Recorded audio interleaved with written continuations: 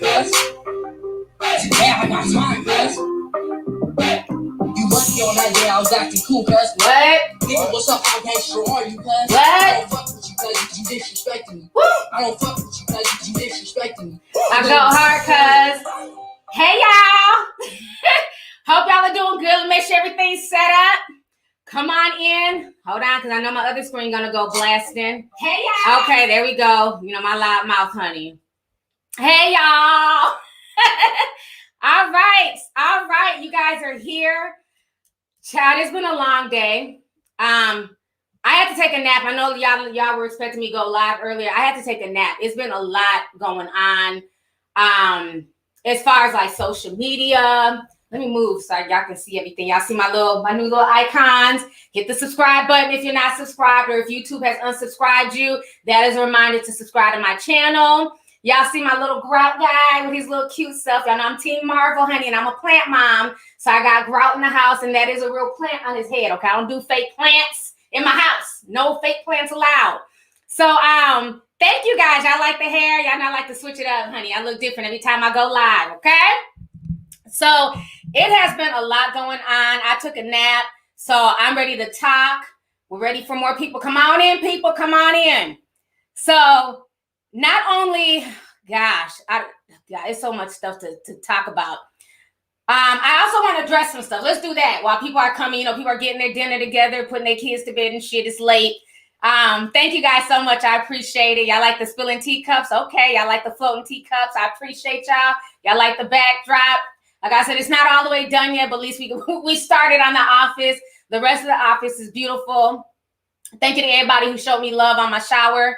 Let me show y'all this in case you're not on my Instagram while we wait for more people to get in here. Because y'all know contractors are in my house literally every morning. So I took my son to school today because it was cold. So I drove him and then had to deal with the shower contractors. I had been showering in the guest bathroom for the past month, but now, look at this shit. Ta-da! My bathroom. They finally came and installed the shower door. This is my shower that I designed. It's gorgeous. I love it. It's like a spa experience. That's my tub and everything. So finally my bathroom is complete. On the other side of the bathroom, I have a television, and it was fun having my TV in there, listening to music while I'm getting ready. Like, child, God is good. God is so good. So thank you guys for just all the positive love and support on that post. I really, really appreciate it. So we are all gathered here today. We got over 4,000 people who gathered here today to sip some tea. Okay. And the tea that we're going to sip is all this Nicki Minaj, Kenneth Petty drama. So let me start by saying this, because I do want to address a few things. Because one thing that sometimes irks me is sometimes fans of these different YouTubers, you know, a lot of y'all cross into each other. Like a lot of my tea sippers watch other YouTubers. Of course, that's to be expected, and vice versa. So a lot of our fans kind of intermesh and mix with each other. And so yesterday, when I found out that The Real was interviewing Jennifer Hugh, I definitely felt away. Okay, so let me show y'all what I posted yesterday on Instagram. I'll pull up the gram here. Here we go. I'm gonna mute this though. It's a real exclusive. All right, so they're talking about it's a real exclusive interview. So I wrote this. I said, it's funny how it was social media YouTube vloggers who broke this story and interviewed the victim, Jennifer, brought receipts against Kenneth Petty, only to now have the late-ass mainstream media swoop in like vultures to claim credit. The fake basically took this story from YouTubers, but carry on. So that is what I wrote. And so later on that night, one of my really good friends on YouTube, he sent me a link to Nosy Hole, to her Instagram page. And so she had also reposted what I posted, and she just wrote, "Oop," you know. So I didn't take it as any type of shade. I just thought that, you know, she posted it basically saying, "Look, Lovelyti is calling out the mainstream media about this nonsense." And I noticed there were some comments where people were saying, "I'm tired of these big YouTubers taking from small YouTubers and not giving credit." So I had to go onto her Instagram page and respond back to a few people and basically let them know, like, excuse me, I definitely gave credit. Okay. One thing about me, it doesn't take anything away from me to give somebody their credit on a story. But the reason why I said YouTubers, because this was a collective effort. It wasn't just Nosy Ho. It wasn't just myself.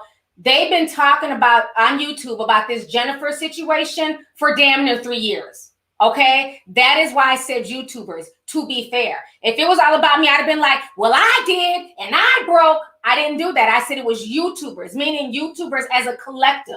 Okay, but she got the most recent interview with Jennifer first. And when she did that, because I used her clips in my live stream, I gave her props. I told folks to go subscribe and go support her. She went from like, I want to say maybe 5,000 subscribers. She jumped up to about 12,000. I don't know if she's still doing YouTube. I think she's more or less doing Twitch now. I'm not sure. I haven't really kept up. But I definitely gave credit. So I want to go ahead and make that be clear to her fans that, yes, she is the one who did the original interview with Jennifer, who stayed on the story, who encouraged her to lawyer up and things like that. Now, if other people didn't give her credit, that's not my business. I can only speak for my channel. So I just want to clear that up as to why I said YouTubers and I didn't just say myself or just name one person. Because before she was ever doing videos, other people on YouTube have been talking about the Jennifer situation as well. So let's keep that real. Oh, somebody said she got banned from YouTube. Oh, okay. I didn't know she got banned. So maybe that's why she's on Twitch. So like I said, she didn't throw any shade. You know, I didn't take any offense to her post, but I just didn't like this narrative being spun as if I'm taking all the credit for the situation. Absolutely not. But being that I do have a big platform, I will speak for us YouTubers and why I definitely feel a way about the real. Now talking about they have an exclusive and, oh, they're interviewing Jennifer, because one thing about me, I keep receipts, okay? Now, let's do a flashback. Back in 2020, I remember the real getting their damn panties in a bunch because they were tired of YouTubers and social media people who start blogs in their basements and, how they consider themselves reputable and, they really shouldn't be allowed to just say anything because they're not mainstream. So let's see here. Is this the one? Yeah. Let me see. Let me make sure. Yeah, this is the one. I want to make sure I have the right clips to play because I want to show y'all this because they love to act like we on YouTube, we don't exist. Like we don't set trends, like we don't break stories. But meanwhile, all these people, all these corporate people sit and take from YouTubers, not just myself, but all of us, okay, who do great commentary. They take from us, they take our mannerisms, they take our style. I remember when people were emailing me about some of the ladies on ESPN when they started doing their own YouTube shows, they had their teacups, they were saying honey and, all types of lovely tea mannerisms. You know what I'm saying? So I thought that was interesting. Yes, I'm going to talk my shit, Angel does. Thank you, sis. Definitely. So let me go ahead and play y'all this clip here real quick. Give me just a second to, not that clip. Hold on. I have to add this video.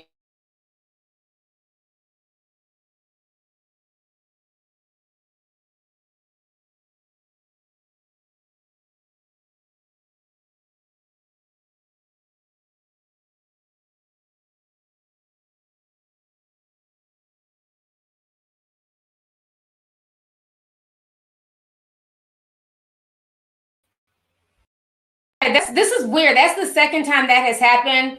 Let me make sure y'all can see and hear me. That's the second time they just cut off my stream this week. Am I back? Let me make sure y'all can see me. Okay, it's back. Okay, good. Child, don't give me the line, honey. That is the second time this week. Hit refresh. Okay, good. I'm back. I'm going to keep going. So let me go ahead and share this screen real quick. Okay, here goes the video. Now listen to these people talk about us. They don't want to say YouTubers because, of course, they never want to say our name because they don't want to give it shine. But listen to how they're talking about our trusting sources, the hypocrisy. Why are we so quick to believe sources? Yeah. And why are we so quick to empower blogs and online news medias that people start themselves without any credibility? So weird. It's like if reputable media can't even give the facts properly. What makes you believe that like a random blog on Instagram is telling the truth? Right. Like, we watch these major reputable news outlets and we're like, that's correct. And sometimes their facts are off. We're looking at it like that is not correct. Because people want to talk. People are just naturally nosy. People want to talk. Okay, so y'all just seen that receipt from last year. See, one thing about me, thank you for the tiny violins. I keep receipts. So it's very interesting to me that the real, aka the real fake, was saying that, you know, we're not, thank you, the real haters. Yep, I like that name. You know, we're not credible. We're starting blogs in our basement. Why do people listen to us instead of, you know, reputable news sources like The Real and others? Let me explain something to you ladies of The Real. Yeah, there's some bullshit bitches on YouTube. Let's keep that real. There's people who make up shit and just do whatever for clicks and views. Bullshit ass dudes too, right? So you have that segment. They just make up fake shit just to get clicks and views. But then you have other people like me and others who actually have integrity and take what we do seriously and understand that we have a voice and understand that people, you know what I'm saying, look up to us and they expect a certain level of quality. Okay. And one thing about me and other people, we don't play when it comes to receipts, when it comes to researching, when it comes to putting out quality content. So for you to try and put everybody into a box and say, you know, why do y'all trust people and their sources online and people who start in their basement? When I started doing this, I mean, I wasn't in the basement, but I didn't have all this. I was definitely in my bedroom. I had one lamp. I didn't really have a lot of light. It was very, you know, it was a lot back then. I've come a long damn way and I'm very proud of the journey that I've gone and where I've come in reporting the news. And even though y'all try your hardest to ignore me and to act like I don't exist, y'all will speak to me at industry events. Y'all will break bread with me and, oh, I love your work. I love what you do. But then will try and ignore me when it comes to, you know, when you're on your platform.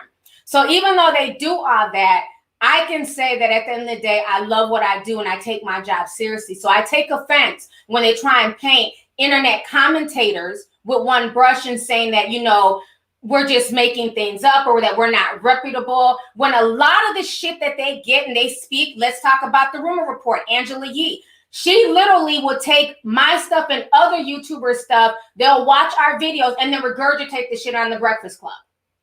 All of these mainstream outlets do it.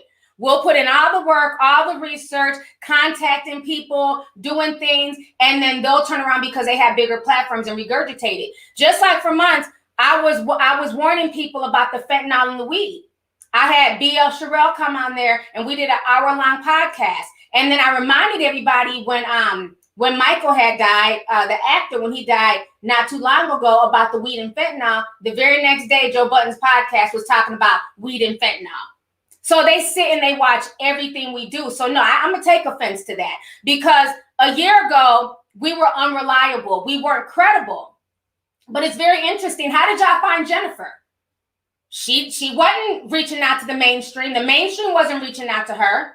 This story has been on YouTube for the past 3 years. And nobody in the mainstream thought to reach out to her. Everybody just kind of left it as YouTube fodder. But now that Nicki Minaj has come out and she's speaking, okay, about the whole vaccine situation, I do find it very interesting that now all of this is coming out. And I'm no big fan of Nicki. Y'all know that. And you can thank her damn Barbs for that, for, you know, all the harassment and all the nonsense that they do to people. But I've always been fair. So y'all can say whatever y'all want to say about me, but I've always been fair. Even though I'm not a fan of hers, when that whole vaccine situation was going on, I had her back 100%. Because at the end of the day, as a mother, she has the right to say, you know what? I want to hold off and do more research. This don't sound right to me. And the fact that they started trying to silence her and put words in her mouth and twist her words, I wasn't feeling that because I understand how the media plays games. So if I'm so much on people's payroll that y'all love to say, because you have people who are definitely on Nicki's payroll and they go hard for her regardless of the evidence, okay? So I just find that very interesting. So I do understand, though, that when they do these interviews, they're done weeks in advance, right? So I'm going to keep it real. It's not like The Real reached out to her yesterday and said, come on the show today and we'll interview you because of all this Nicki drama. That's not how Hollywood works. So this interview was already in the works for a few weeks. But what I am saying is that I find this very interesting, the timing. I would have respected this more had they dropped this interview a week before Nicki went on her vaccine rant. If they would have dropped it before this, cool. All right, we see y'all. But the fact that either they held on to this or they felt the right time to drop it was after she was getting drugged by the mainstream media for the whole vaccine situation in the White House and all that stuff. Because you guys know I've been keeping on top of Ballgate. I find that very interesting that it was dropped at the same time, you know, within the same week. But like I've said from day one, the whole story with Nicki and her cousin and the balls and all that, I told you on my first live stream, I thought the story was bullshit. And I said it on my Instagram page. And I said, Nicki, at the end of the day, you don't have to make up stories about people's swollen balls. Just tell these vaccine apologists to mind their vaccinated business. What I choose to put in my body or not choose to put in my body is my damn business. And that's exactly what I said. She didn't have to, you know, include the story of the cousin because that's what made the mainstream media jump on it. Because now you're trying to basically denounce and wake people up about, you know, the whole vaccine situation. So the whole thing is just, I do find it very suspicious, the timing. But that does not negate what the victim has gone through and what was said on The Real. And I watched the entire thing because you guys know I have to watch stuff in context. I may have posted just clips of what the Shade Room posted, but for me, I need context. I have to watch. I have to get a vibe of that person. I have to be able to see their energy and see what they're about. So I watched the entire thing, and I felt it was very genuine. I felt it was very sincere. Now, granted, people were trying to say, oh, well, she's not looking at the camera and things like that. But you also have to understand, this is not a woman who's used to being in the spotlight. This is not a woman who's used to being, you know, in the media.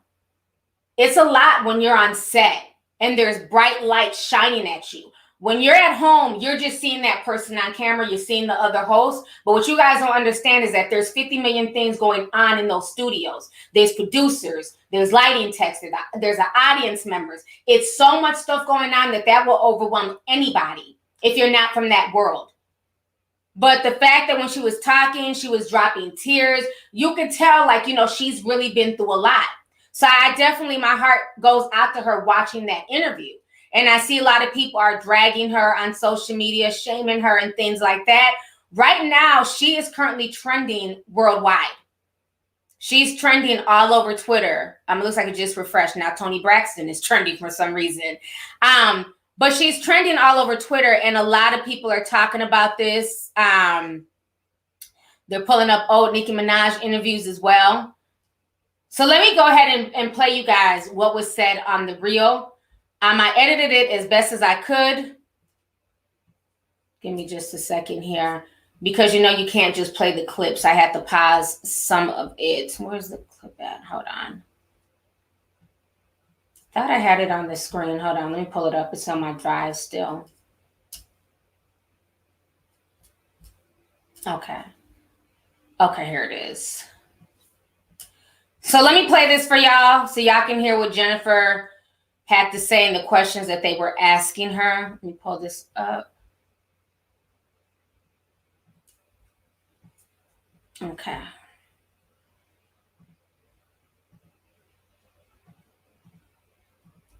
All right, here we go. Welcome back. Our next guest is speaking out for the first time on camera regarding a lawsuit.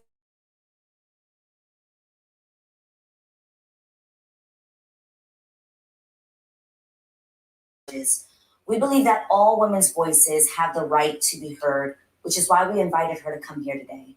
Please welcome Jennifer Huff and her lawyer, Tyrone Blackburn. Welcome, guys. Yeah, welcome to the show, Jennifer and Tyrone. I think, Jennifer, I know this is not an easy thing for you to do, so we're going to take our time. After being silent for so long, why are you here speaking up today? I'm tired of being afraid. I feel like the actions that were taken in regards to this whole situation have put me in a different type of fear at my age now, and it was wrong, and I don't want to be afraid anymore. So the only way not to be afraid is to continue to speak up. Jennifer, I'm going to read because I don't want to make a mistake because this is an important story. Though Kenneth Petty first denied the rape charges, he was charged with first-degree rape, subsequently pleaded guilty to attempted rape, and spent over 4 years in prison, according to the inmate records. Did you feel that justice was served? I don't think I thought about justice per se because I was still blaming myself. I thought it was something that I did or didn't do. So I don't think I thought about if I got justice. I just knew he did what he did and he went to jail, and I had to leave my family, I had to leave my home, and I had to move away. Jennifer, have you ever spoken to Nicki directly? I did in March of 2020. She called me and she said that she got word that I was willing to help them out in a situation. I didn't understand what she was referring to. She offered to fly me and my family to LA. I turned it down and I told her, woman to woman, this really happened. And I hadn't spoken to her since. Now, you allege that Nicki and Kenneth were harassing you. In what way? With them sending people to negotiate numbers as far as money is concerned with family members. And Nicki is the one who personally reached out to me. She's, in regards to helping them in this situation. And then the threats that I received because I kept saying no to every offer, to every suggestion. The last incident was when one of their associates put $20,000 on my lap, and I still kept saying no. The last message I received was that I should have taken the money because they're going to use that money to put on my head.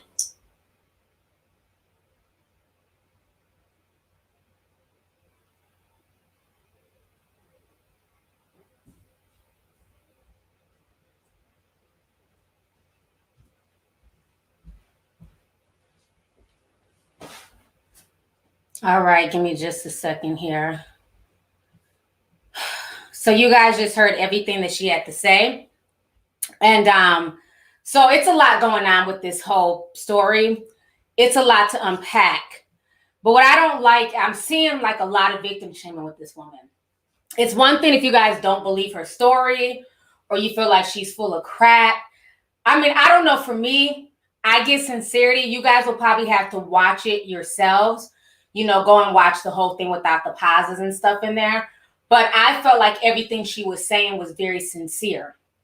And like I've showed in previous live streams, that she was saying that the guy who was threatening her was a guy named Gangst. And I showed that Nicki knows Gangst. I played clips. And like I've always said, where Nicki messed up is that when she got with this guy, of course he's going to say whatever. Of course he's going to minimize what he did and, we were going together. But on top of her doing all that, she also tried to come out and say that Jennifer was white. And if you see her, you can clearly tell that that's not a white woman, that she's clearly biracial. So I just think that Nicki got herself too involved in this situation when she technically did not have to. So it's really crazy how everything now is coming to light and everybody is talking about this. But it just kind of bothers me. I also feel like, even though I'm happy that Jennifer is telling her story because she deserves to be heard as a victim, I just hate the disingenuousness of the mainstream media.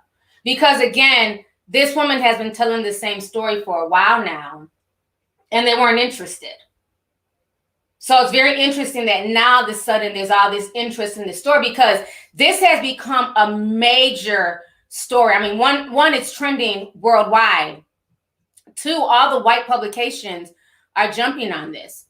Let me just show you guys some of these clips here from these white publications now. I mean, they're even questioning the whole vaccine situation.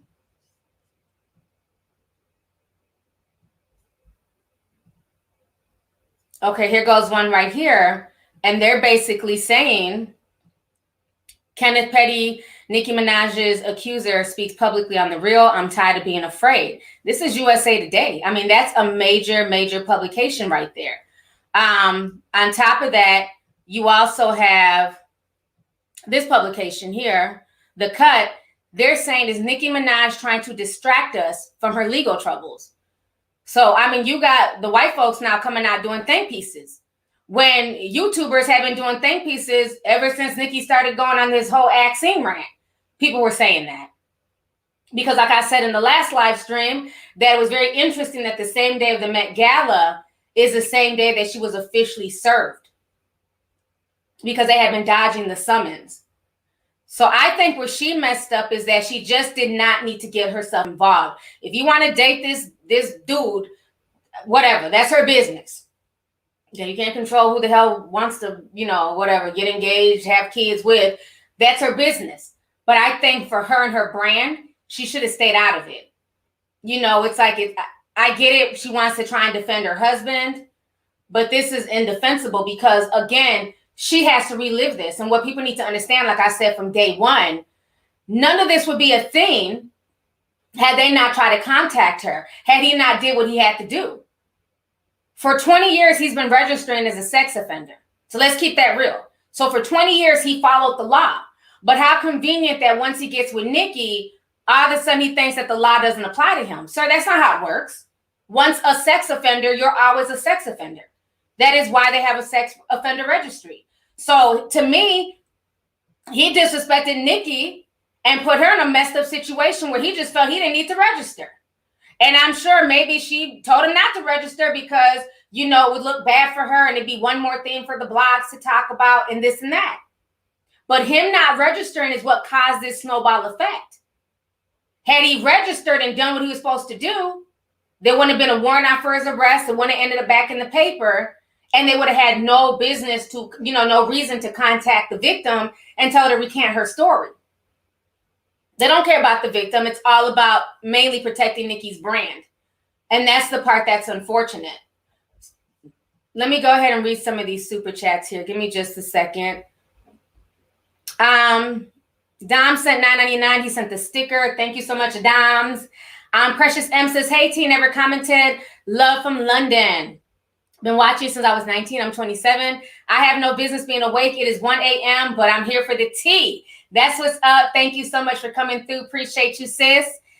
Days with Jack says, hey, T, I'm always singing the intro with you. Love you, sis. Shout me out. It's my birthday on Saturday. Guess where I'm going? To wretched-ass Florida. I know that's right.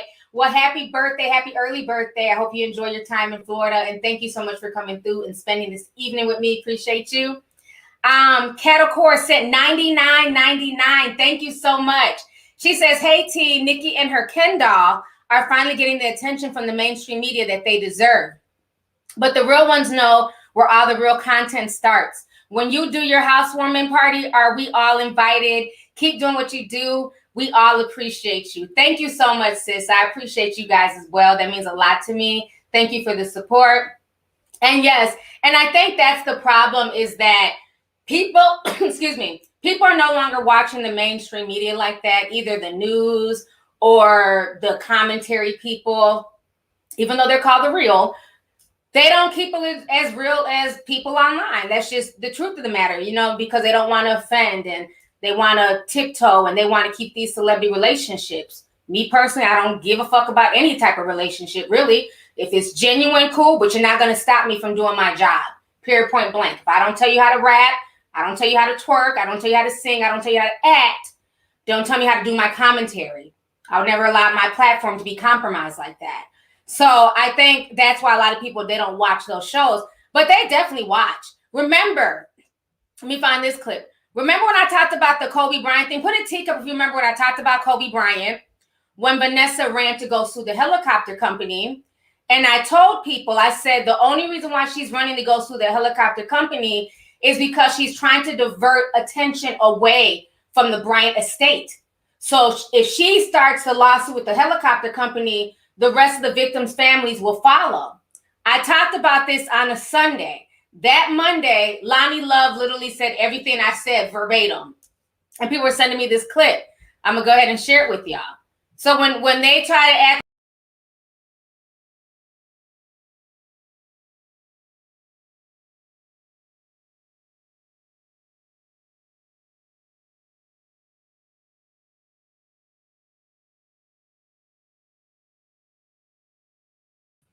okay, what the hell is going on? Why does it keep doing that?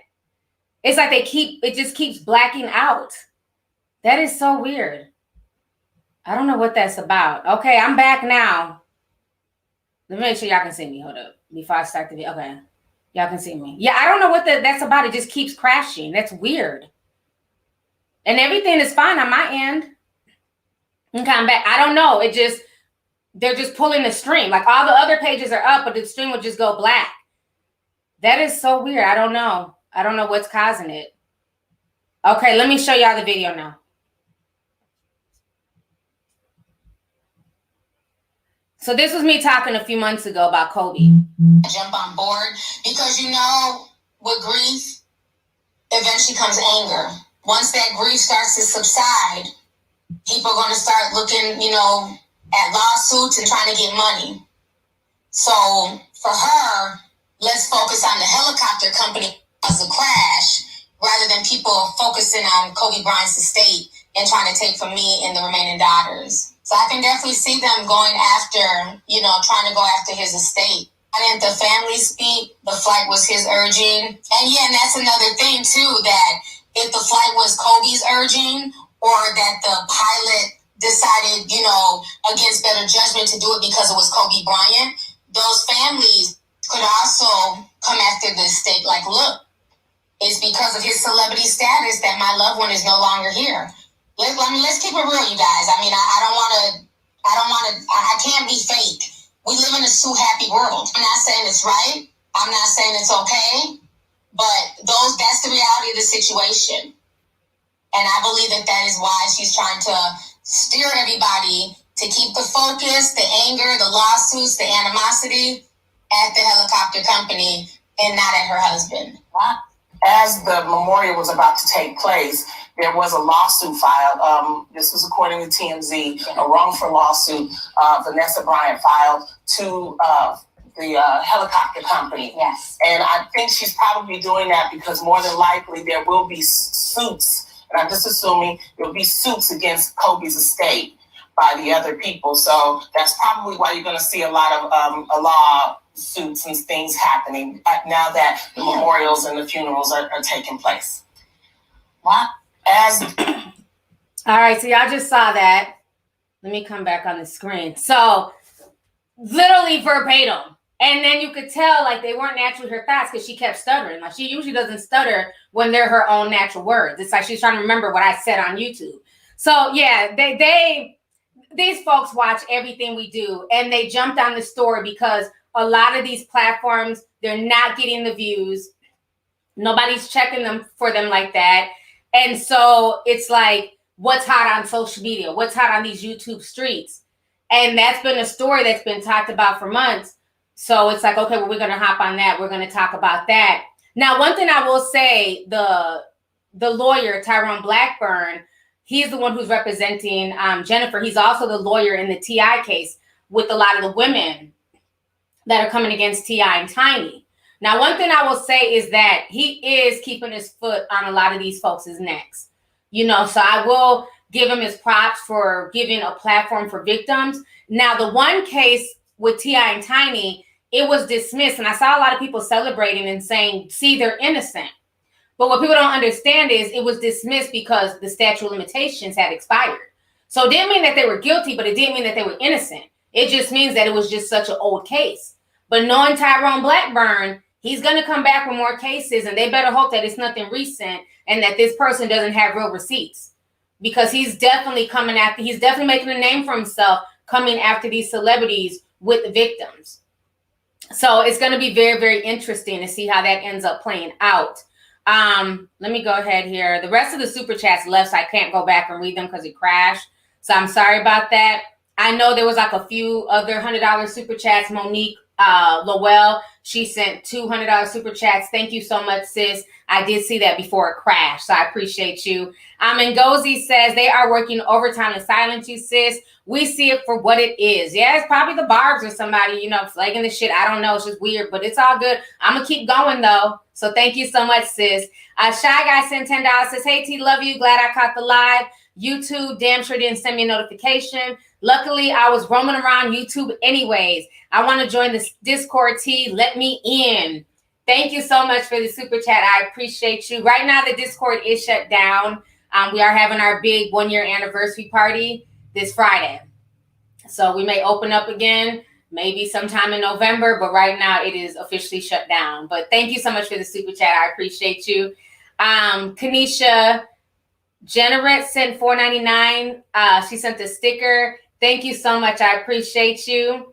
Eli Garcia says, definitely being pushed due to the Axine comments. Don't make him right. It's just crazy how they work. Thank you so much, Eli. I appreciate you. Warrior Princess says, hey, T, looking sexy as always. Finally caught alive. Keep doing what you do, girl. Thank you so much, Warrior Princess. Thanks for coming through. Shelly J says, I feel as though Nicki encouraged him to not register because she didn't want her address out there, but she still had to know what she was getting into. Yeah, because I remember that was around the time they were moving to LA and they had got the first address. And yeah, you don't want fans knowing where you live and coming by your house. So I get that. But again, this is not an ordinary situation. Legally, he's going to always have to register as long as he's on that sex offender registry list.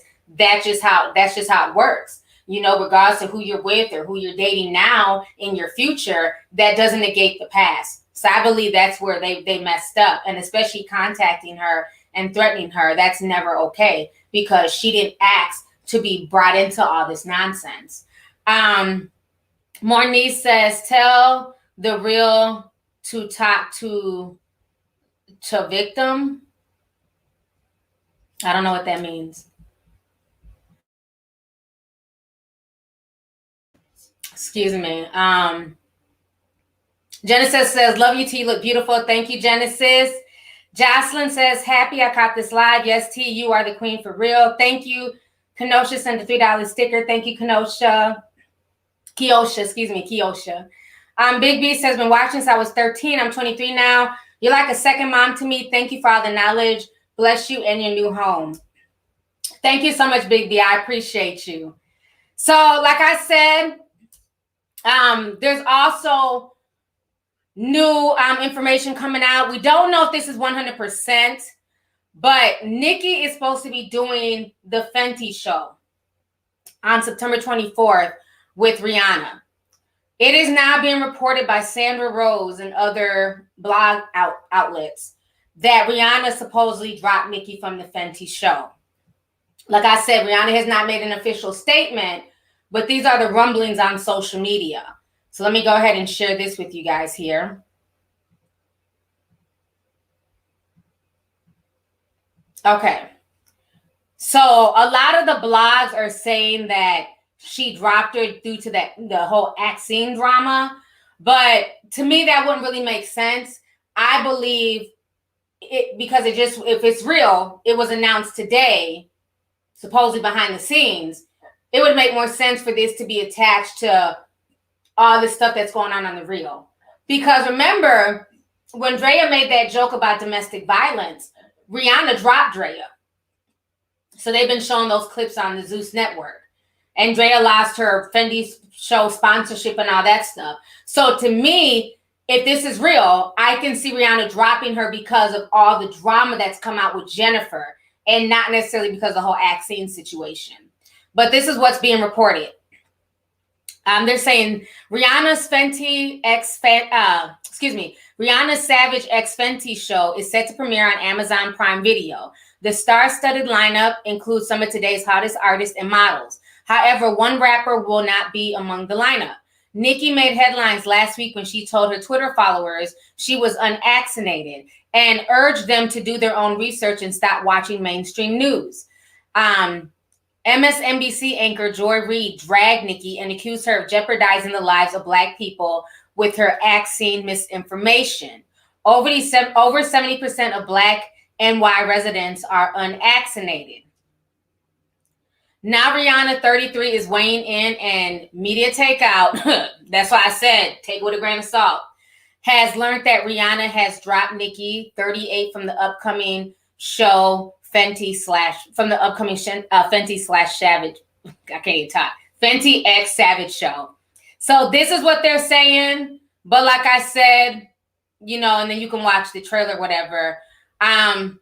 It may be true, may not be true, but that's what's being reported right now on the blogs. So we'll have to wait to see on the 24th. Will Nicki show up? Will she be in the show, or will she not be in the show? But again, child, it's media takeout, so we'll see. But now, what else I find very interesting, if we're going to start reaching out to victims and, you know, talking to them on the mainstream, not trying to be messy, but is The Real also going to reach out to Charlamagne's accuser, Jessica Reed? Or we're going to ignore that because he's a friend of the show? I'm just saying. You know, if we're going to let's keep the same energy. If we're really about, you know, helping victims and finding victims' voices and doing sit-down interviews and things like that, let's bring everybody on there. Let's not just bring, you know, Jen.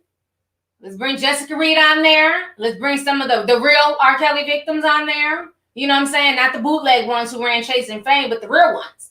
Okay? That's all I'm saying. But they're not ready for that conversation.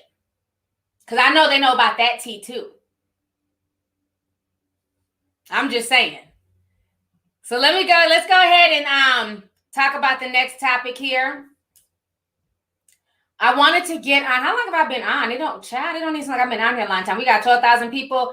Okay, 41 minutes. Please hit that like button, y'all. If you're enjoying the stream, please hit the like button. Appreciate y'all.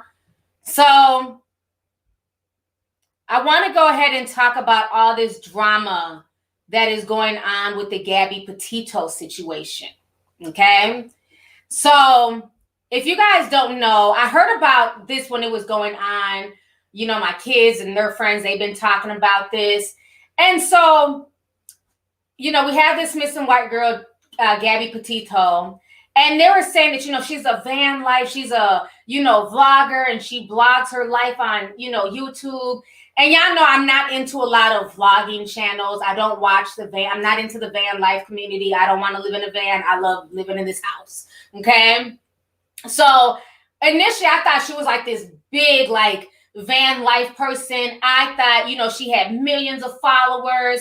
And I'm like, oh my gosh, you know, a big YouTuber is missing. This is horrible. And then I go to like Google her name and put in her YouTube channel and nothing comes up. And I'm like, well, where's this big YouTube channel? Because there's all this, and I don't want to call it hoopla because, you know, this is a missing person. So I don't want to dismiss it and say hoopla. What I'm saying is that there's all this media attention. And so I'm thinking she's like a big, big influencer in the van life world. Her channel doesn't even come up. Because I'm like, well, she got to have a bigger fan base than I, because they won't stop talking about her. And then I asked my son, I said, well, I'm confused. Where's her channel? Or am I not Googling it? Do you know the girl's channel name? My son said, Mom, she didn't have no more than maybe 100 subscribers. She wasn't big like that on YouTube. Nobody knew her. But the media is spinning it like she was like this huge van life influencer. Okay, cool. That aside. So now I'm researching more about her over the weekend. And I'm hearing about the whole boyfriend thing, and they had gotten pulled over because people had seen them arguing, and the police helped them get, you know, their own hotel rooms and gave them time to cool off. And then the boyfriend comes back and nobody has seen her since. And now they can't find the boyfriend. My issue with this whole Gabby Petito situation is the fact that this has happened time and time again. When it's a white woman or a young white person, especially a white woman, and they go missing, the world stops. Who was that white girl a few years ago? She was a YouTuber and a big one. And everybody was looking for her. And come to find out, she was at home watching all the fuckery unfold. Remember, she was trending on Twitter. And she wasn't even missing. If y'all remember her name, write it down in the comments. I can't think of her name. But it was a white girl, YouTuber. This one was a big YouTuber. No, it wasn't Emily Smart. That was national news, child. I'm trying to see if y'all remember who I'm talking about. Maria Joyce. Yes, Hilda. Yes, thank you, Maria Joyce. Who remembers that? Thank you, guys. Marina. Oh, Marina Joyce. Y'all can't spell. Okay, Marina Joyce. Okay, thank you. Thank you to everybody. Y'all remember that. This was a few years ago. There was a YouTuber, big YouTuber, millions of followers. They claimed she was missing. Social media was tying all these ends together about why she was missing. Come to find out she's just in her house sipping tea in London, watching all this fuckery unfold. Then she pops up like 3 days later like, hey guys, I'm not missing, but thank you for your concern. And so when I did commentary on it, because I was mad. So hold on, bitch, you're not missing. So you mean tell me the whole internet trended you for 3 full days? People was looking for you. It was on the news and you weren't even missing? I said, but meanwhile, you literally have black people who are missing. We ain't seen them since 1999. No one talks about them. We got black folks who were missing 2 weeks ago. They're not a blip on the radar. You literally had a girl I'm just at home. I just wanted a break from YouTube. Well, let somebody know something. As soon as you started trending for being missing, you should have came out within 20 minutes and be like, hey, I just need a break. But my point to bring her up is the fact that people of color do have a right to feel away. Because you had a YouTuber who was legit not even missing, and she was trending for being missing, and people were looking for her. Then you have another white girl who's not even as popular, and this is global news. But meanwhile, you have so many people of color, indigenous women who have been in that same location that they have not found Gabby's body in, that these Native women have asked to have, police searches and things to happen for their missing loved ones, and nothing has happened. Who was the black lady? And that's why I want to start my own little black true crime series once I can kind of figure stuff out, to talk about some of these black missing cases and kind of breathe new light into them. Because even a lot of the true crime channels on YouTube, they're more geared towards missing white women, or, white women who have been harmed. And I'm not saying that they shouldn't be. You make your channel how you want to make it. But a lot of times, people of color do not get as much shine on true crime stories. Because, again, as a woman, especially a black woman, if we end up missing, it's always this narrative was she a prostitute? Did she get into the car? Did she go to turn a trick? Maybe she was walking to the fucking grocery store. Why does she have to be a prostitute? Like, there's always some type of nefarious underlining shit when it comes to black teenagers coming up missing. Oh, she was being fast. She ran away with her boyfriend. Maybe literally she was walking up the street and got kidnapped. Just like it could have happened to Karen or Becky or whoever. Even when we were growing up, me and my son had a real long conversation about this whole Gabby Petito thing. And I told him, I said, do you notice there is a disparity? I don't even know if I'm saying disparity when it comes to missing people. I said, when you think about when black people are missing, I said, when you guys were younger, where did I used to take you when we go to Walmart? We go up to the wall at Walmart and we look at all the missing faces. Just in case I'm out and about and I might see a kid like, damn, that's the kid from the Walmart. That is where our missing people end up. And that's hurtful. And he was like, yeah, I remember us. I was looking at the wall. So that's why I would go up to the wall to see, who's missing this week in the Twin Cities. That is where our people end up. And I'm not saying this to be facetious. I'm not saying this to be divisive. That's the truth. When a lot of our babies end up missing, they don't get national coverage. They're not trending on social media. They're literally put up at the wall on Walmart and it says, have you seen me? And that's the extent of it. So I'm not mad at Joy Reid for calling a spade a spade. And I see a lot of people are mad at what she said and they're saying, oh, you're taking away from missing victims. Who cares if they're white? They're still missing. I agree to an extent that it shouldn't matter the color or the race of the person. If somebody's loved one, their mother, their child is missing, that is the most scariest thing. You just want your family member back. You just want to know that they're okay. regardless of your race, regardless of your background, regardless of your social economic status. You just want closure. You want to know what happened to your loved one. All we're saying is make it fair across the board. Remember a few years ago, there was all those missing Black girls, I believe in the DC area, that was being trafficked. I think it was only me and maybe a handful of YouTubers who even talked about it. It didn't even trend. It was like literally 50 girls in the DC area had gone missing. Till this day, have they been found? No. So it's sad. So let me go ahead and play y'all this clip here of Joy Reid speaking on the situation. So give me just a second here, because this went viral yesterday. Let me refresh it. Okay. The story has captivated the nation, has many wondering, why not the same media attention when people of color go missing? Well, the answer actually has a name: missing white woman syndrome, the term coined by the late and great Gwen Ifill to describe the media and public fascination with missing white women like Laci Peterson or Natalie Holloway, while ignoring cases involving missing people of color. Joining me now is Derica Wilson, co-founder and CEO. But the way this story has captivated the nation has many wondering, why not the same media attention when people of color go missing? Well, the answer actually has a name: missing white woman syndrome. Okay, so that was her talking about it. I want to play y'all this other clip. They did a really good expose. I'm not going to play the whole thing, but I want you guys to listen to this. 22-year-old Gabby Petito's death has now ignited new interest in finding other missing persons. Her disappearance has actually mobilized people online hunting for clues to focus on other unsolved cases, including those of minorities that don't necessarily garner as much national attention. TJ Holmes has more for us. Her story has dominated news headlines and mobilized a legion of social media users. Hashtag Find Gabby Petito gaining over 700 million views on TikTok.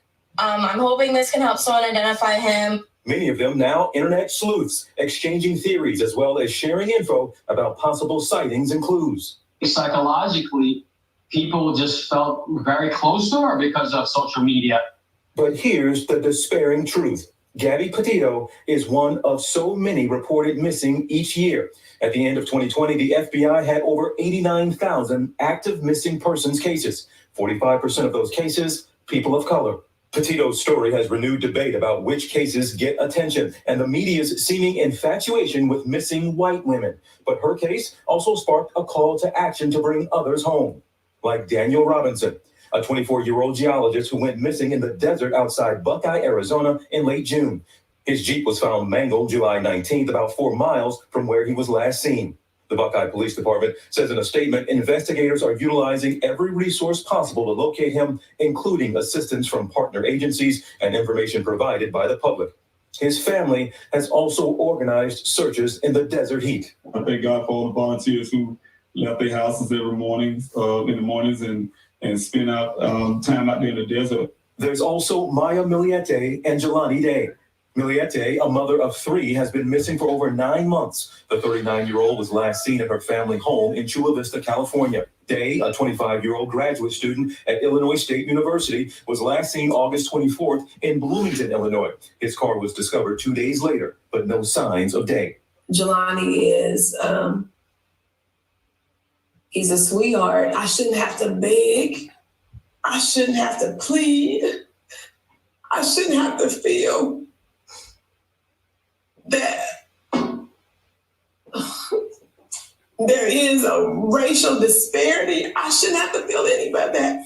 I want these people that have these resources to realize this could happen to them. Okay, so you guys just saw that. So, like I said, it's really sad. Like, the whole situation when people of color, I don't care if you're, Black, Latino, Native American, they do not get as much press. And especially if you're Black, it's almost dismissed. It's usually always seen as a runaway. If it's a young Black girl, well, she was being fast, or, she just didn't want to come home. And what happens is that precious time is lost because there's all these misconceptions. And, it's almost like it's very accusatory when it's a young black child missing. Oh, did the young black boy run out to go join a gang? And no, it's not. People know their children. You know, if you got a little, a little badass who just doesn't come home and runs the streets all night, you know the difference. You know your kid. You know, no, I have a kid that when he gets done with football, he's here after school. Something's not right. And as a parent, you have that intuition. And I just want it to be a situation where everybody gets that same fair treatment. I'm not saying ignore missing white girls. No, of course not, because a missing person is a missing person. Okay? So that's not what I'm saying. What I'm saying is treat everybody fair across the board. Everyone should get that same level of respect and care. Now, I understand that with fame and social media, notoriety, of course, that person may end up trending, or people may follow them more, or it might be a thing on TikTok where everybody's putting on their, investigative hat and trying to put pieces together. I get that. That's not lost on me that as an influencer, people are going to look for her more. But what they're also saying is that, when it's somebody who's not an influencer or somebody who's not as famous, give them and the family the same level of respect and care for their missing loved one as well. And I don't think that that's too much to ask for, to be honest. So let me see here. Read some more. DSI says, I believe that happened, but it's clear the media is using the victim since Nicki just spoke against the mainstream media's ideals on the act scene. Yes, I definitely agree. I don't think Jennifer is lying. I believed her from day one. All of that was in the report. But like I said, the timing is very, very interesting. And again, when I used to talk about humiliation rituals, people used to say that I was crazy and I'm reaching and you need to shut the hell up with all this esoteric shit. But y'all have seen time and time again how these humiliation rituals have played out. From Nicki Minaj to Joe Budden sucking his puppy's peen. Remember that went viral? And then the court documents came out. It was just weird shit. You know what I'm saying? So these humiliation rituals are definitely real to get these celebrities back in line, unfortunately. But it doesn't negate the foolishness. She shouldn't have got herself involved, and she shouldn't have spoke on anything concerning that victim. Because like I said, of course, her husband's going to minimize his involvement. But thank you for the super chat. Let's see here. Reese Boo says, my comment was part of the crash. Oh, I said Safari and Meek don't look too bad now. Don't let Karen Civil crash you. She's Nicki's ally coincidentally. Yeah, somebody, matter of fact, was blasting Karen Civil. Let me see if I have that. Speaking of Karen Civil and Nicki Minaj, let me show y'all this real quick. I be having all types of tea on my desktop, honey. Hold up. Let me show y'all this. So this dude, he's verified, Ernest Owens. He says, in a world where industry people like Karen Civil, who used to work with Nicki Minaj, admitted to getting bad press taken off of blogs and the webs about her client, it's something to be said that Jennifer Hughes' interview on The Real is already taken off of YouTube. Okay? If you guys don't know, the initial interview, which is about 11 minutes long, it was posted on The Real's channel on YouTube. Somebody got it taken down. Old boy's saying it might have been Karen Civil. I don't know. But now when you go look for the interview, it's showing like 2-minute increments. So it's like a 2-minute clip, 2-minute clip, 2-minute clip. It's not the full thing. So a lot of people have been, calling out Karen Civil again too. Like, did you have something to do with this shit? Karen Civil, is this you? So that's what the Twitter streets are saying, that she got it taken down. Let's see here. Alexa Bell sends $50 just because I love you. Thank you so much. I appreciate you, sis. Thank you for coming through. BV Senpai says it's not all white women that trend when missing. It's only white women that are pretty and come from family of money. I rarely see trailer trash Becky. That's interesting. That's very interesting. Yeah, again, social economic. If you're in a lower financial class, and depending on where you live, are those resources there? And sometimes they're not. Excuse me. I'm coming down with a cold. The weather is changing. Let's see here. Carmen Wilson 5 says Rihanna don't play about her brand. I agree. She doesn't.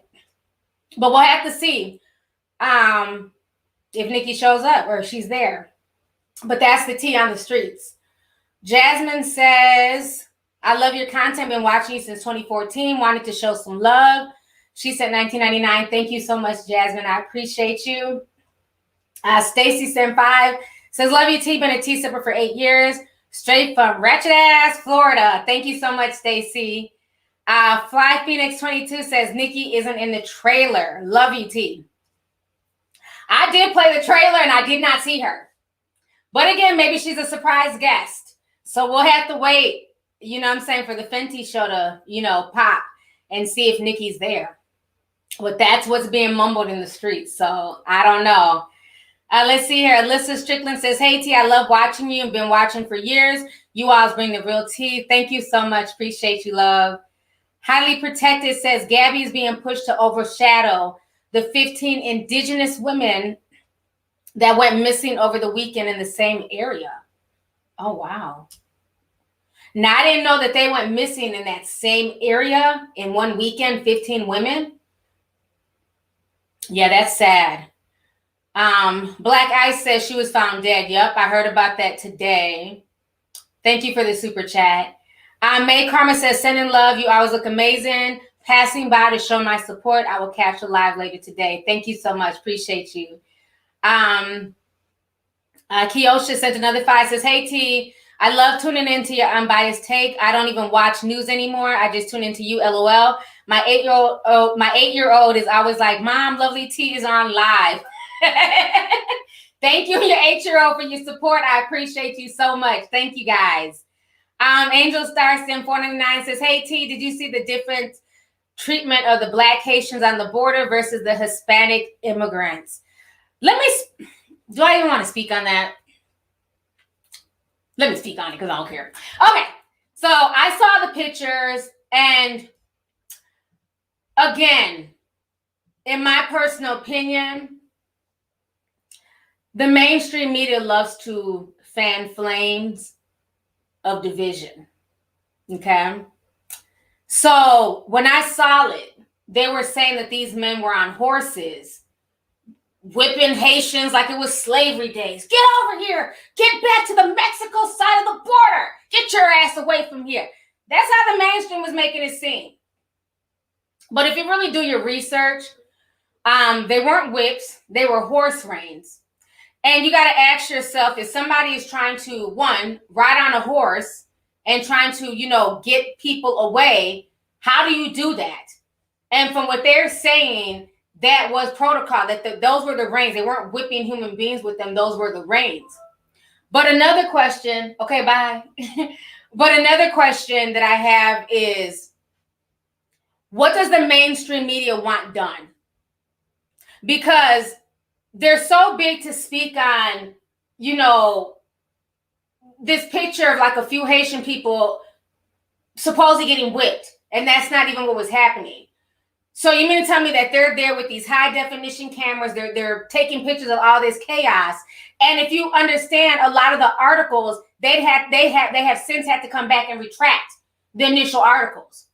So they do this stuff to fan flames of dissension, Black versus white, to just keep the nonsense going.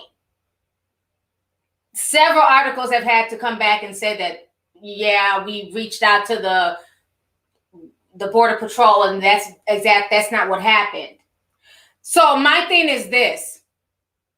Gaslighting, perfect. What are they supposed to do? Because the mainstream is saying that all these people are getting treated unhumanely.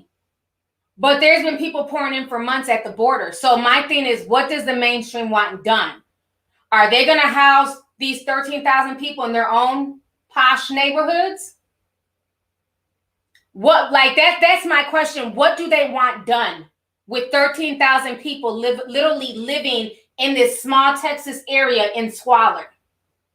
Because what they're going to do, what you guys need to understand, this is why I stop getting emotionally involved when I see pictures and when I see stuff on the mainstream. I have learned to take my emotions out of it. Because most of the time, once the information comes out, it's bullshit. Okay? You have all these people down there at the border. Okay? Nobody's asking the real question. Where did all of these people come from? So you mean to tell me nobody saw this caravan of Haitians? 13,000 people and more coming. Nobody saw these people walking for months, because let's not act like Haiti is in Houston. They literally had to cross the waters on a ship, get off in South America, and supposedly trek here. From what I calculated, these people would have been walking for a year. So you mean to tell me these folks were walking for a year, but they have cell phone footage to film? Somebody had a charger on them. The battery lasted a year long. The whole shit just sounds absurd. Who dropped these people off there? But again, when you ask that, you're mean. But this is what these are just my real thoughts. Where did these people come? Who dropped these people off? I'm seeing folks with cell phones. If they've been walking for a year, your phone would have died within a week.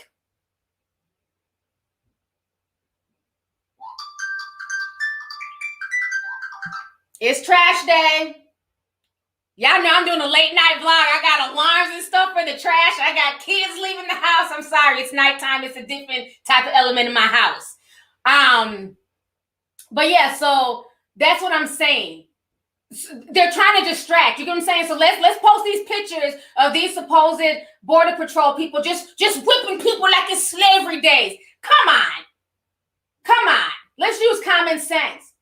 We know that anything goes viral nowadays. Like, everybody's on their P's and Q's because nobody wants to be, you know what I'm saying, put on social media and drugged and attacked.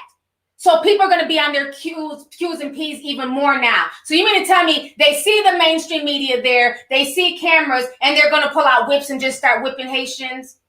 Come on now. So now what's going to happen, right, is that a lot of these people are going to be, a lot of these border patrols, and the border patrol people, they're from all races and backgrounds, okay?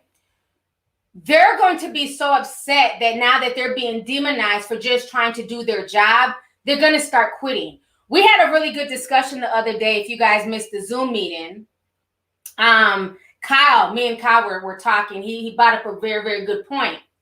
A lot of these companies are not in the position to demand anything, because there's a major worker shortage. You have some people saying, you know what, I'm going to just cuff a damn hood rat vaccinated chick, and it's just going to be cuffing season. All I got to do is sling her some peen, and I'm not going to work. I choose not to be vaccinated, right? You got people going to find all types of ways to just not go with the program. Some people are just like, you know what, I have a nice nest egg. I'm quitting my job. I'm not being bothered with this until they figure something out. So you have a lot of companies right now that they're short employees. I told y'all how I was in the Burger King line just for some fries, and it was a 20-minute wait. And when I got to the window, I'm like, and I'm telling you, I was frustrated. And I asked the dude, I said, what is the holdup? I said, I've been literally in line for 20 minutes. What is going on? And that young man looked at me. He said, I'm the only one here. And at that moment, I felt horrible, because I would have never thought it was just one person in a Burger King. He was the only, and I looked, you know what I mean? I need receipts. Move over. I got my head and shit out the window. He was the only one in that Burger King. He's taking orders. He's rinsing out cups. He's, trying to get people's milkshakes. He's dropping fries. I mean, one person. I feel so bad for him. This is going on all across the nation. So when I see them put out a story about people supposedly whipping people, is that going to want to make people want to join the Border Patrol? Of course not. Because I don't want to be accused of racism and whipping people and doing things that I didn't do. So I really believe that they put that story out there, because if you go and you really research the story, that's not what happened. But I believe if they put it out there, one, it's going to discourage people from wanting to go apply. And two, it's going to put a bad light on the Border Patrol, where if there's already people there working, they're going to say, fuck it, I'm out. This is just too much. I didn't sign up to sit here and babysit 13,000 people. this is causing more chaos. Do y'all understand, or am I going way too deep? That they're hoping for a reaction where people will just quit because of the bad press that's now on the Border Patrol. So let's just say, okay, these guys are so horrible. They're down there whipping people and all this stuff that the mainstream is saying. So now what happens when the few hundred Border Patrols that are down there just quit? I quit. I'm not dealing with this shit no more. This is too much. People out here, you know, shitting in bags. It's just too much. Babies are being born. It's too much. I'm out. I didn't sign up for this. So y'all going to keep the same energy when these people start migrating to your town? And it's not just the Haitians. There's Venezuelan people in there, Mexicans. There's all types of people in the mix. So it's not just the Haitians. It's just the Haitians are the biggest group right now. But there's different people in there. So that's the thing. You know, you be careful what you wish for. Remember when I was telling people back in 2020, I said, y'all keep putting out this energy of, you know, defund the police. And we don't need police. We don't need any type of policing. And I understand before y'all start crying in the comments like y'all always do. That's not what defund the police means. But again, nobody has come up with a decent plan. Okay? So when all that was being said, when all that was being talked about, do you know how many police officers was like, you know what? F this. I don't need this. I quit. They walked off the force. They can barely recruit people right now to be police officers. Hell, one of my son's friends is an officer in a small town. I said, damn it, how you get the job? You ain't but 21. He said, they need people. They're paying well, so I joined the police force. He's literally 20 years old. So he's a little, you know, mini sheriff now. It's weird. It's like, oh shit, you know, my little cop friend. That's how much they need people. My son's friend is a cop in a little town in the Twin Cities. You can't make this shit up. Like, wait, what? So I say that to say this. We put that energy out there. And now, remember, I don't know if it was the shade when somebody posted it. Remember that young man in Atlanta who got shot at the restaurant? He got shot at the restaurant. I can see if I can find it. If y'all can find it, you posted it there. They called 911. They placed him on hold. He said, I've been shot. Other people at the restaurant was calling. He's been shot. He needs help. They were placed on hold for upwards of 10 minutes. Somebody at the restaurant ended up calling a police officer that they knew. The police officer that they knew had to call the 911 people and give them his, you know, sheriff's number and was like, we need help at this restaurant. Y'all need to send somebody right now. He had to get on the APB and call somebody directly. But what if they didn't know a police officer that they could call and get the hookup from? 911 shouldn't be a hookup situation. If I call 911, that means there's an emergency. I need help. But so many people have quit. A lot of defunding has gone on. And this is what we have now in 2021. So again, like I say, be careful what you wish for. Okay?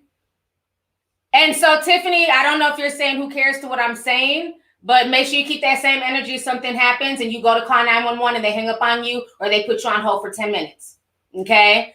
So I'm not really sure what you're saying, who cares, or, you know, what the conversation is, but you should care. Because like I always said, this is all one big circle of life. What affects one affects us all. So you may not have an emergency situation right now, but it could be your grandmother. And when you call, you better hope that somebody's there to pick up, answer the phone call, and get you the services that your tax dollars, okay, because none of this shit is free. It comes out of our taxes that your tax dollars pay for. So again, I didn't mean to go on a whole damn. Y'all was like, Tiffany, shut up. You need to, okay, y'all. I don't know. She was talking to me. And I just looked. I ain't trying to, you know what I'm saying, trying to drag to. I just looked and seen her say, who cares? I don't know. She was being smart with me, but I'm going to respond, honey. Y'all like, Tiffany, shut up. Y'all know these teasers, they don't play. So I say that to say, just be very careful what y'all wish for and be very careful with media manipulation. Because what they don't need to do is demonize and make it seem like it's all the border patrols who are doing that and they're abusing these people and things like that. Because again, if the border patrol ends up quitting, who's going to protect that southern border? If you guys do not know, let me also speak on this. And I'm sorry if I'm going on a tirade, but damn it, I got the spirit in me. I want to talk. Okay? Fentanyl deaths are going up. This weekend alone in the Twin Cities, we had 7 people OD. 7 people. I keep telling y'all, be very, very careful with the weed out here. They are lacing it. And like I've told y'all before, like we talked about in that podcast with BL, I believe that the reason why a lot of people are dying from fentanyl-laced drugs, and especially weed being the new thing, is because they want to have a lot of deaths, so that way people get scared, like, oh my God, I can't even trust the weed man. Who the hell is scared of the weed man? That's the coolest person in the hood, the weed guy. Okay? Get some weed, roll a joint, go to sleep. But now folks are scared of the weed man because they don't know if he has a good stash, if his stash got fentanyl laced in it. We don't know. What's up, Tracy with the T? Hey, sis.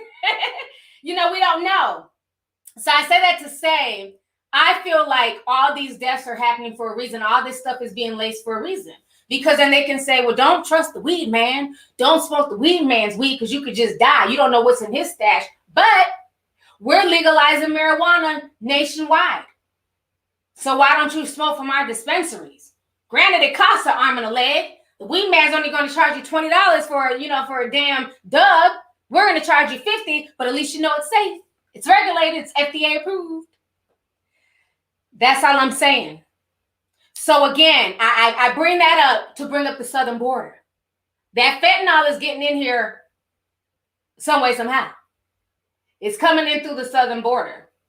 That's where a lot of that stuff is coming in from. So again, if we demonize and get upset and let a few viral pictures make us call for all these folks to be fired and all that stuff, who is going to protect those borders? So when more fentanyl comes in, and now your neighborhood is dropping from fentanyl-laced weed, remember the energy. So that's why I just say all that to say, just don't, be careful what you put your energy towards and just do your research. Don't let the mainstream media get you hyped without knowing the full backstory. And my heart goes out to the people down there. I did a whole podcast on it Friday because something is happening for 13,000 people to leave a country. Now, they claim they walked. I'm not buying that. But regardless if they walked, flew, or I don't know, regardless of how they got here, there's 13,000 people down there living in squalor. Nobody would choose that as a life for themselves. So that lets me know that the situation that they left is even worse than the situation that they're currently in. So it's sad. Oh, I've been on here an hour and 16 minutes, child. So thank you, Angel Star. I hope that answered your question. I didn't mean to go on a whole long rant, but I just wanted to just really have an honest dialogue about that situation. So thank you so much. Just don't let the media manipulate you, because they're quick to do that. We live in a time and age where we need to come together. We need to come together. Sugar Mafia. I like that name. Sugar, sugar, how you get so fly? Sugar, sugar, how you get so fly? That's my song. Anyway, she said $5. She says all the energy for this white girl, but do we forget the young black girl that was front and center of BLM and just disappeared? I remember that. Thank you so much for the super chat, love. Michael Jackson. He gonna come to every stream now, honey. He says a lot of black people and people of color, women and kids are going missing in large numbers. I saw a couple of threads on social media. What is really going on here? I love you. I love you too. There's all types of theories. There was one theory, and I know people people like to say a lot of times that conspiracy theorists are reaching and, we're crazy, but 2020 showed you, and 2021 is showing you that, maybe not all conspiracies are crazy. I've heard everything from sex trafficking to human sacrifices to organ harvesting. One of the things that I've been hearing is that they're saying they're trying to make it where they can eventually make it where men can have children. And so one of the theories is, are these women missing and having their uteruses cut out so they can push that in the future? Because it was an article that came out, not a long time ago, it seemed like a year or so ago. It was a blog article, and they were talking about that's the new thing where they're trying to do a uterus implant. I don't know if you guys have heard of this. It's called a uterus implant, where not only can they do it for like transgender women who are men turning into women, implanting uterus in them so they can get pregnant, they're also saying that they can do that for women, like biological women who are infertile or they can't get pregnant because their uterus is, you know, maybe messed up or they had surgeries, that they can implant them with a new uterus so they can go through pregnancy as well. So that's been one of the conspiracies out there, that maybe that's why there's an uptick in missing women. Just a conspiracy. I'm not saying that it's real or fake, but they do, if you Google, they have been working on uterus transplants. So that was one of the things that I've heard along the way as to why there's an uptick in missing women and young girls. But it could be something as simple as, you know, sex trafficking, you know, pimping them out and things like that. So we live in a very scary world, you know, and that's why I would say just stay prayed up and be very, very vigilant. There was a case the other day that I saw, I believe it was a TikToker. I believe she was a TikToker. And basically she had on her Apple EarPods and she was walking. I don't know if you guys heard about this. She was so engrossed in the music, so engrossed in, you know, just lost in her thoughts and listening to her music. She didn't realize somebody had followed her all the way home. The person was literally walking behind her and she didn't even realize it. So it's very scary. So just be very cognitive of your surroundings, of those around you. Keep your head on a swivel. There's nothing wrong with that. Doesn't mean that you're paranoid and you're a weirdo. It just means, because my head is always on a fucking swivel, bitch. I want to know where the exit points are. I want to know who's out here. I try and feel for people's energy. Remember last when we went to the George Floyd Memorial? We were there. And I started looking around and I'm like, this energy of this crowd is shifting. And this group of dudes came and they didn't look like they were there to like peacefully mourn. You could tell their energy was very agitated, very different. And I told Lena, I said, hey, it's time to go. I'm not feeling, they just pulled up, something's up, let's go. We get to the car, not even 5 minutes later, the whole memorial where we were just standing got shot up. So definitely work on your discernment and never feel away if you leave a situation. Something don't feel right, get up out of there. Somebody doesn't feel right, get the hell away from them. You don't owe anybody anything. You only have one life and one body. So be very protective of it. Somebody said it happened in East New York. Yeah. It scared her. And she talked about it on TikTok. I watched the video. Somebody sent it to me. So yeah, they're definitely out here, you know, doing things to people. And it's very scary. Let's see here. Beyonce's blonde lace front. Says, I remember as a kid, Natalie Holloway was a big thing. Her mom still gets interviews to this day. Yes. Yep. Natalie Holloway, Elizabeth Smart. Yeah. There was a lot of them. Yep. Thank you so much for the super chat. Goth Boy. What's up, Goth Boy? Okay, you got your official 12-year membership. Okay, appreciate you. Been on the channel for a whole year. If not longer, been a member for a year. Thank you. Says T, you're not lying. Last year, I barely even found out about the Atlanta child killings because of the show Mindset. We're never taught about our killings. Yes. And now there's new evidence. I know we talked about it on Discord a few weeks ago in the Zoom meeting, that there's new evidence that that Wayne, the killer, I can't think of his last name. Like, I don't know why I'm thinking about hockey, Wayne Gretzky. But I'm like, Wayne Gretzky just popped in my head. But the killer, the so-called killer of the Atlanta child murderers, they're saying that maybe he might have killed one or two, but he didn't kill all them kids. A lot of it was the KKK. And they've been saying that for a while since it first started happening. Wayne Williams, thank you guys. I love y'all. Y'all know it's hard when you got 50 million things going on in your mind. Wayne Williams, that's his name. I'm like, Wayne Gretzky. Yeah, not Wayne, not the hockey player. But yeah, Wayne Williams. So they're saying that, you know, with a lot of new evidence is showing that he was not the killer of all those people. We're not saying that he didn't kill one or two boys. He was definitely a strange person.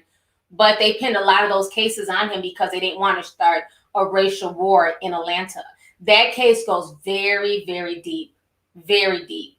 There's certain cases that came out. It's also on it's on Amazon Prime. And Keisha Lance Bottoms, the mayor, the one that resigned, she's also in there. So she's speaking about it. There's certain cases that really changed the trajectory of our childhood. And the Atlanta child murders, like that started even before I was born. But I remember that was a pretty big deal. But I didn't really know much about it because I didn't grow up in Atlanta. I didn't really hear about it until I got older. The case that really sparked change for us, and I talked about this in the past here in Minnesota, Jacob Weatherling, the young white boy that went missing. He went missing when I was about maybe 8 or 9. We were in elementary school when he went missing. And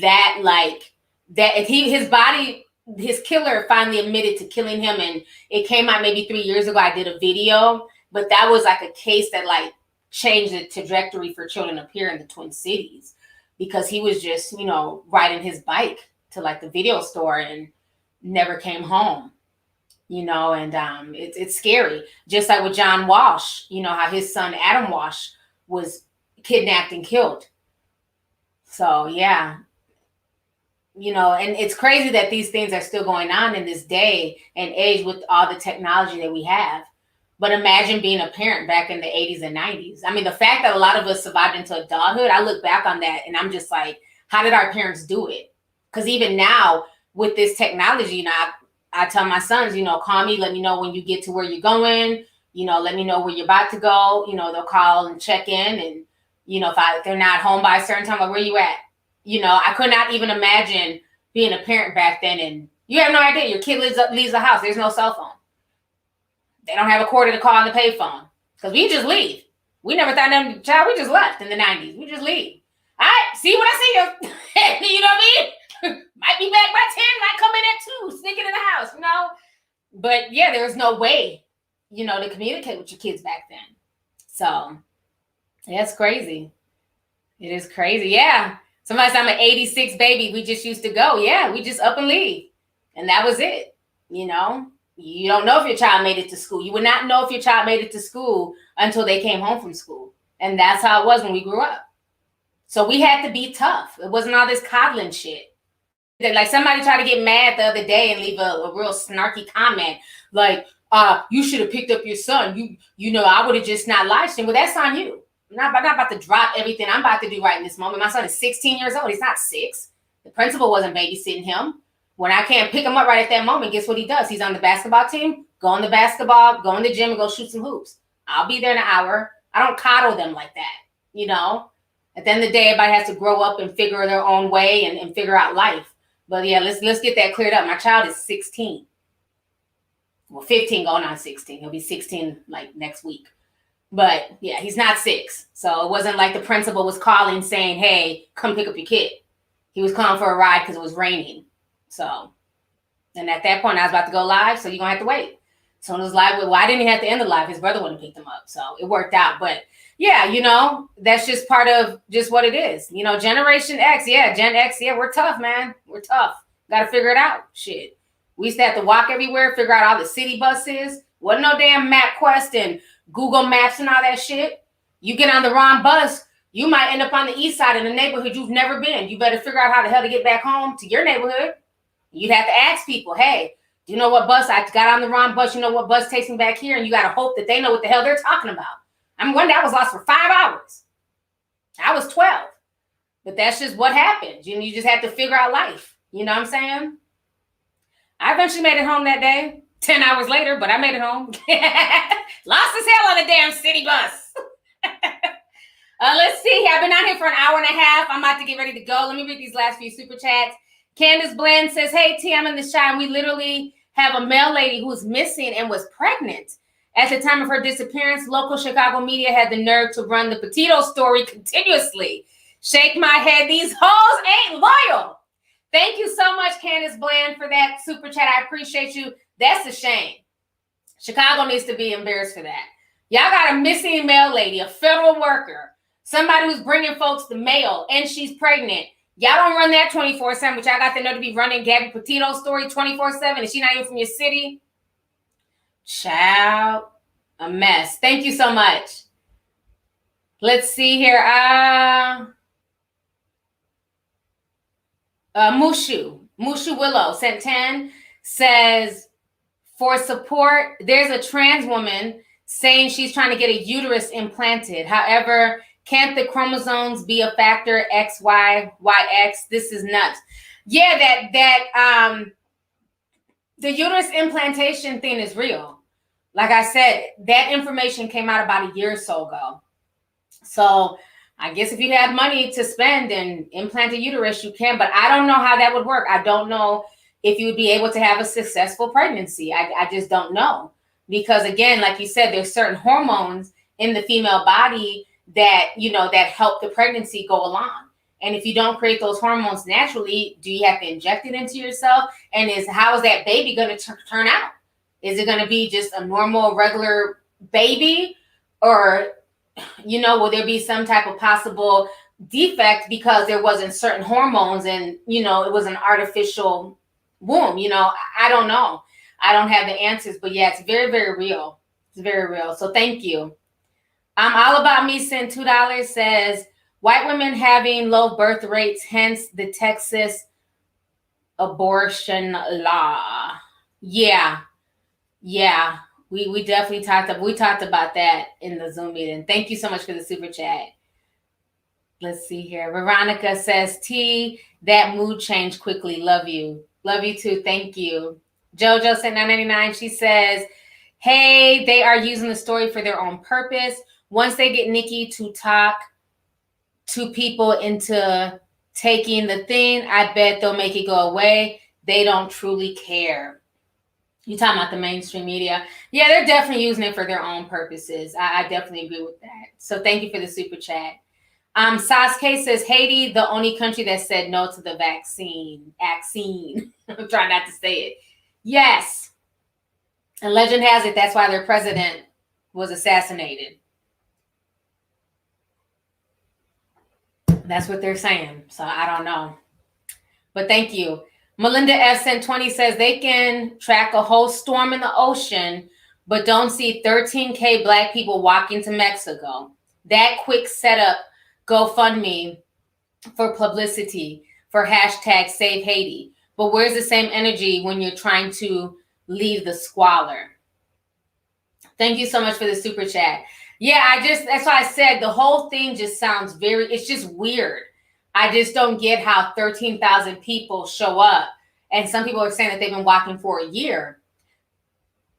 Some of these people look fairly clean. Like I'm thinking if you've been out in the wilderness just walking for a year, you're not going to have on, freshly groomed shirts and clothes. It's just strange.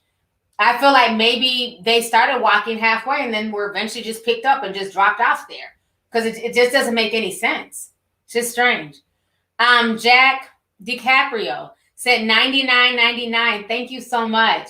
Says, hey, T, I'm glad I caught your live. I hope you're doing well. I've been watching you since 2012. About Haiti, I wish that Black countries would invest in our land, natural resources, and build up our own stuff instead of needing to depend on countries like the U.S. I definitely agree. And that's the sad part is that you have a lot of countries, especially even in Africa, that are just so rich in minerals and they're being stripped right now, and the Chinese, man, they're going hard. They're buying up everything from Africa to the Caribbeans. They have their hands in everything, even here in America. Don't get it twisted. It's not just these so-called, people like to always dismiss it and say, oh, it's the so-called third world. And I hate that word because the world is the world, all this first world, third world talk. But a lot of people think that the Chinese are only buying things and buying land and property and investing in those countries. They also own a lot of stuff here, and America is in debt to the Chinese, So it's going to be very interesting to see how all of this stuff plays out. But thank you so much for the super chat. I appreciate you. Cherie 2012 says, hey, T, the real Ken Barbie, who's had a lot of plastic surgery, is now a trans woman and is going out of the country to have a procedure to carry a baby. Wow. I don't hear you talking about that. Oh my God, he looks so weird with the fake cheekbones and the teeth. He made himself into a living Ken doll, and now he wants to be a trans woman and have a baby. Okay. I mean, at what point do we start questioning people's mental health? When you're, I understand that a lot of these doctors, they just want the money and they don't really care. But at what point do we say enough is enough? The fact that this man has had so many plastic surgeries to the point where he just looks like a hideous Ken doll. And now, because he didn't get the attention that he was seeking and nobody cared. Like, people were like, oh, you're a Ken doll. It's killed. We don't care. We don't give a fuck. Now it's, oh, I don't want to be a Ken doll anymore. I want to be trans and I want to get a uterus implanted in me so I can have a baby. The attention seeking knows no bounds. But thank you for that tea. I had no idea. So appreciate you. Misty Blue. What's up, Misty? She said 10. She says 10 hat gang. Melanated people make the best organ donors because our organs transplant more successfully and tend to have O blood type positive, which is the most common negative universally accepted blood type. Thank you, Misty. I appreciate that. That's very interesting. Yeah, there's certain blood types that are very rare. And O is one of the rarest. My sister-in-law, my ex, well, still call my sister-in-law, my ex-husband's sister. She's O, and so she's a universal donor. But when you're O, you can only receive blood from other O people. I'm a rare blood type because I'm AB, meaning I'm a universal receiver. So I can get blood from A, B, AB, or O. So that's a rarity. I'm the opposite of her. And a lot of people of color do tend to have the O. The O blood type is more found in people of color. You're definitely right about that. Yeah, and O negative is very rare. Somebody in the chat said that they're O negative. Yeah. AB negative is the rarest. Your son is O. Yeah. Yep, they're universal donor. So that's why they like, if you're O blood type, definitely donate your blood because it helps so many different people because you're a universal donor.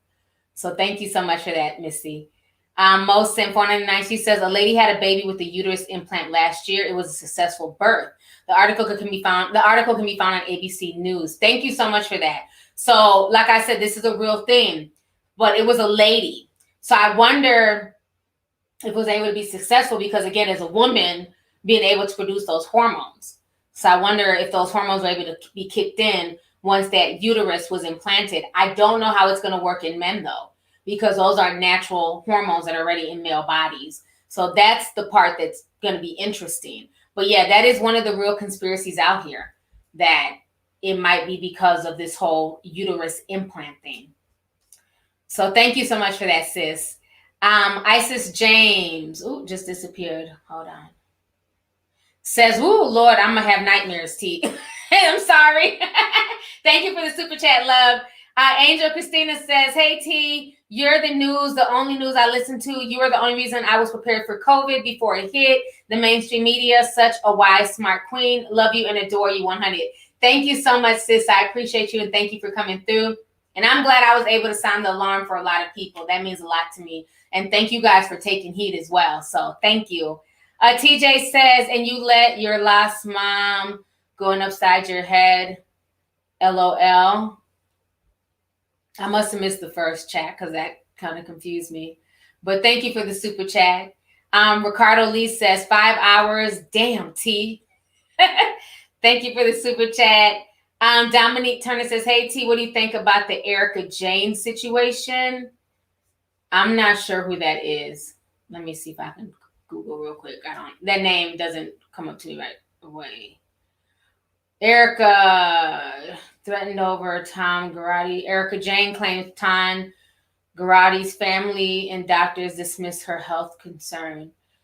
Is she she's an American singer, personality. She from like the Real Housewives or something? Or is she just a singer? Okay, Real Housewives of Beverly Hills. That's what I assumed.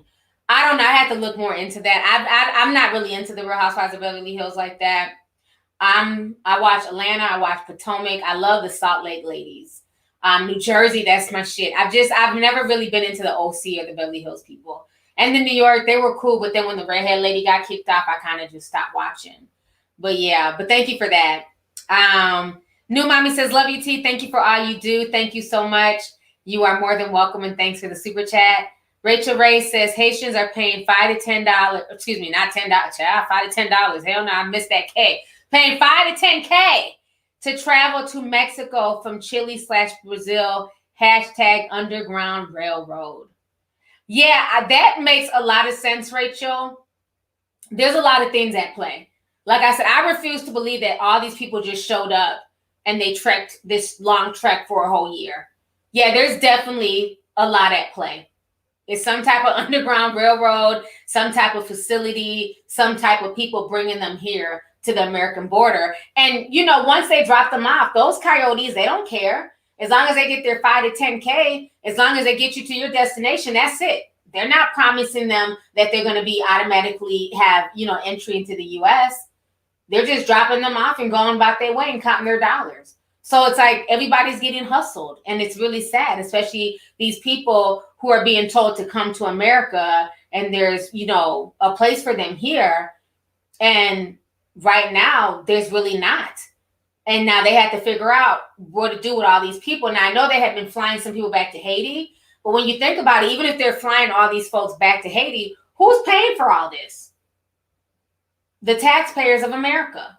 Because these aren't free flights. Somebody has to get the plane, pay the pilot, pay for gas. So the whole thing is unfortunate. Miss Melanated says, trans women said it's been done 3 times in Brazil. She was there to get one. So it's being done.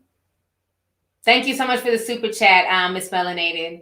Brenda says, have you watched The Handmaid's Tale? If not, do so. I've been hearing a lot about The Handmaid's Tale. I have not watched it. So I might have to, maybe we can do a movie night. Now that I have my theater room set up, I might have to go down there and watch it. I've been hearing a lot about that movie, but I just never watched it. But I heard it's really good. So thank you for that. Carlos Ramos says, as an OBGYN myself, all the organ transferring and T-gender births should just be left alone, just like some vaccines. Eyes only people. Now that's coming from an OBGYN. So, I mean, it sounds like it's a pretty serious procedure. I mean, if you're implanting something, you know, into somebody else's body to give birth to another human being, I mean, there has to be a lot of like just little nuances to even make that work, you know, but who knows with the way medicine is going in technology, it's crazy. Chung Lee says they did an experiment in 2020 that 80% of the men were able to have and carry a full-term healthy pregnancy. 80% of men? Wow. You learn new stuff every day. The fact that they're even testing just biological men to see if they can have kids. Yeah, I don't know what the future is going to hold. It's crazy. Okay, let me just move on. Thank you for the super chat. That just boggled my mind. Shay Shola says the U.S. along with France played a significant role in the devastation of Haiti. It's only fitting that they help undo the damage that they caused. Yeah, no, I definitely agree. They've done a lot to that nation, but unfortunately, what are they going to do to rectify it? That's going to be the question. You know, are they going to let them in and give them sovereignty? Or are they just going to ship them back to Haiti and send them back to the same conditions that they ran away from? So that's going to be, that's the unfortunate part, you know? And I wonder what it would be if the Haitians ended up in France. Like instead of them coming to America, if they went to France, would France be open to letting them in? You know, being that they caused a lot of the devastation, you know, and they did a lot to that land with the way, like if you look at it if you look at the island of Hispaniola and you look at the Dominican side, how it's lush and it has green vegetation, and then you look at the Haitian side, I mean, just, it's been devastated. They can't really even grow too much there, you know, and that was from the way that the French people, the way that they grow and plant, like they weren't, you're supposed to, when you plant, you're supposed to do different vegetables and plants every season. They would grow the same thing over and over again to the point where they ruin the soil there. It goes deep. It goes deep. Y'all got to like really research like how Haiti came to be and why they're dealing with a lot of the things that they're dealing with. And a lot of the stuff is through no fault of the people. The people actually fought for their freedom and won. And not only fought for their own freedom, also clicked up with the Dominicans to help them fight against their oppressors, who were the Spaniards. And then now it's like they just get treated like, you know, like nothing, unfortunately, sometimes by these other countries, which is very unfortunate, because when people needed them for their battle tactics and stuff, oh, they were Team Haiti. So the whole thing is, it's heartbreaking. It's very heartbreaking when you just really kind of understand the history and the backstory, you know, and I respect the Haitian people. I got a lot of Zoes who rock with me, and, you know, I feel so bad. I couldn't even imagine like how they're feeling watching that, you know, watching their people down there just suffering and not knowing what they can do to even help them. So yeah, it's sad, man. It's a lot going on in this world. It's a lot going on. But yeah, the French, they definitely owe Haiti. Let's see here. Charisma House says, I just read about the uterus transplant, and people will have to go through a lot after the birth. They said that they will need to remove the uterus. I don't think this would turn. Okay, hold on. Yeah, I didn't even know it was going to turn into all this. What? What do you mean they got to remove? So is it a purse? Like just, oh, I don't need this purse no more. Throw it away. The 2022 version is out. What? So they have to remove it after they use it? If you got to remove something, I mean, just imagine somebody got a heart transplant, and then after like a year, they have to remove it and get another one. Like, what the hell? If you have to remove it after you give birth, you might as well just not even get it done. That just sounds scary. So if they're doing these implants, they're only doing it for these people to give birth for, I guess, scientific reasons. So you can't even say, okay, the uterus is implanted in me. I want to have 15 kids because it ain't my damn uterus. Let me go ahead and wear this one out. Wow, that's interesting. I never knew. Wow. I'm definitely going to research this stuff even more. But thank you guys for all this info. Have you heard of Oli London? He had tons of plastic surgeries to look Korean. Yes, I've heard of him. He's another one. Mental illness is real. And again, you can't say that, because if you say it, you're shaming people. But yeah, he wants to be a Korean man. Oh, okay. Okay, sir. Thank you for the super chat. Kira Colbert says, hey, TT, it's Key. LOL, been watching for too long to count me and my hubby watch you. You're the news and tea, honey. Thank you so much, and thank you and your husband for supporting my channel. I appreciate y'all. Miss Shantae says, just now catching the live. I will catch a playback. This is my first time sending a super chat. Just want to say I love you and I absolutely adore you. Sending love your way. Thank you so much. I appreciate you. Let's see here. Isis Sam 49 says, I got married last week and my fiance put you in the vows. What? Says, I promise to never bother you and get you snacks when Lovelyti is on. I love you. Oh my gosh, are you serious? That is awesome. Congratulations to you and your now husband. Wow. Look at me being a part of the damn culture. Okay? That is awesome. Thank you so much for that. I would have never expected that. Oh my goodness. Thank you. Thank you. That's so dope.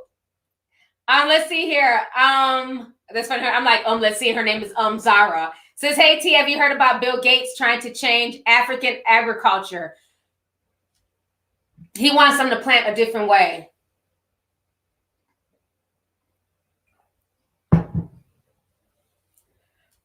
No, I haven't heard. I'm over Bill Gates.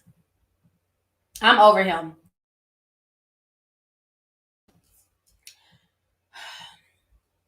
I wish they would just leave Africa alone at this point. Leave Africa alone. They've been planting stuff, how they plant stuff. They don't need you teaching them how to do anything.